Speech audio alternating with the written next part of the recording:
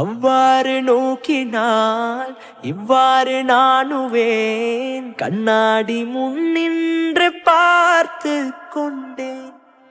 ஒன்றாக செய்திட 100 நாடகம் ஒத்திகைகள் செய்து எதிர்பார்த்திருந்தேன். எதிர்பாராமலே அவன்